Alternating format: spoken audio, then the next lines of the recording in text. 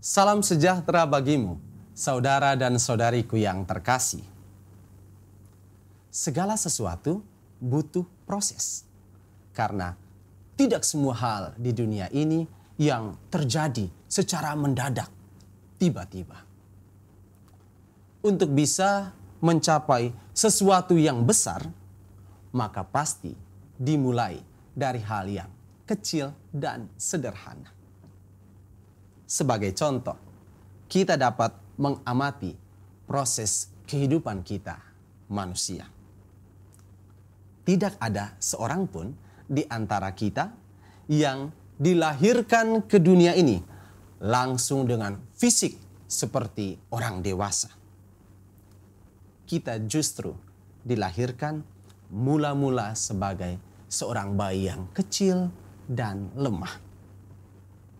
Kemudian kita bertumbuh dan berkembang menjadi lebih besar dengan memasuki fase anak-anak, remaja, dewasa, hingga akhirnya menua.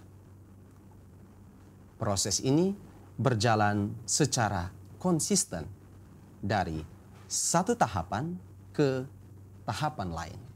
Dan tidak ada sedikit pun akselerasi di dalamnya. Dari bayi langsung menuju dewasa. Tidak mungkin. Saudara dan saudariku yang terkasih.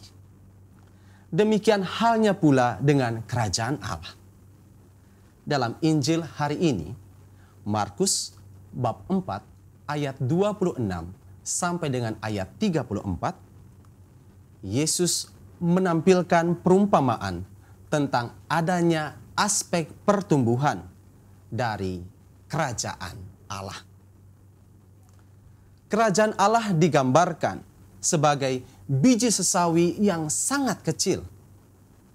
Saking kecilnya, kadang biji itu tidak dipedulikan. Akan tetapi, kehadiran biji itu akan menjadi sangat berbeda bila mana mulai ditanami. Ia akan bertumbuh dan berkembang menjadi lebih besar dari ukurannya yang semula. Dari biji yang kecil, ia akan menjadi sayuran yang paling besar. Bahkan, ia akan mengeluarkan ranting dan cabang yang rimbun. Burung-burung pun dapat bersarang di sana. Tentu saja gambaran ini amat menarik untuk dimaknai. Yesus menginginkan kita untuk mengambil hikmah dari perumpamaannya ini. Saudara dan saudariku yang terkasih, kita bisa belajar dari perumpamaan ini bahwa tidak perlu menjadi rendah diri, apalagi takut jikalau kita hanya merupakan bagian kecil dari kehidupan di dunia ini. Tidak perlu merasa khawatir jika kehadiran kita selalu saja diremehkan. Dalam beberapa kesempatan, seringkali saya menjumpai orang yang mengeluh tentang hal ini. Mereka menyampaikan curhat bahwa mereka merasa tertekan lantaran terus diposisikan sebagai minoritas dalam berbagai lingkup pergaulannya. Sebagai contoh, ada yang berujar, "Romo, saya ini lelah untuk menjadi orang Katolik. Karena kita selalu diam dan terkesan seolah-olah menyerah begitu saja. Karena mereka yang dominan senantiasa menindas kita dengan segala pendapat mereka. Seolah-olah keyakinan kita diremehkan begitu saja."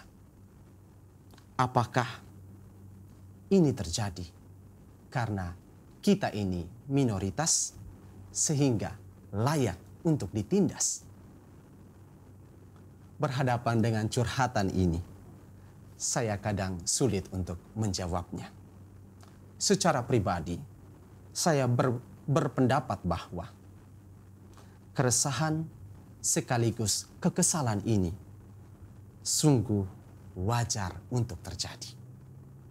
Apalagi secara gamblang kita masih dapat melihat banyaknya sikap intoleransi yang mewarnai kehidupan bangsa kita ini. Meski demikian, kita harus berkeyakinan bahwa Tuhan tidak memperhitungkan kuantitas kita yang kecil ini. Justru dari yang kecil inilah sesungguhnya akan hadir kerajaan Allah yang bertumbuh dan berkembang menjadi tempat singgah, tempat istirahat, bahkan tempat tinggal bagi siapapun yang membutuhkan. Sikap yang harus kita kembangkan bukanlah terus mengeluh, tetapi kita perlu terus mengasah kualitas iman kita agar kita bisa memberi kesaksian hidup yang real. Jangan takut menunjukkan diri kita sebagai minoritas. Minoritas itu hanya angka, bukan mutu hidupmu. Tuhan memberkati.